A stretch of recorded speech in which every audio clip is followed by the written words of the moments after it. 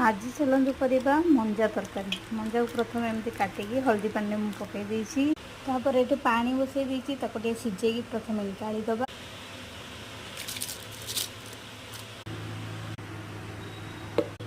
ये बाइगण काटिकी रखी आउठी आलू टे देखीदबा मंजाटा सिझी कि नहीं।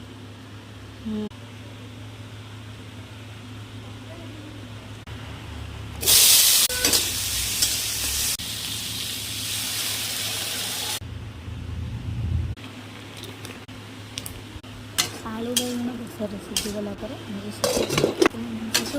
पकईदब तापर मंजा टे बेसर पानी सिझीगला बिलाती काटिक रखी पकईदबा भल कि गलई गलई पुल फिर गलईदबा पूरा सिझी आसिले सुखा सुखा हो मंजा तरकारी के काढ़ीदबा।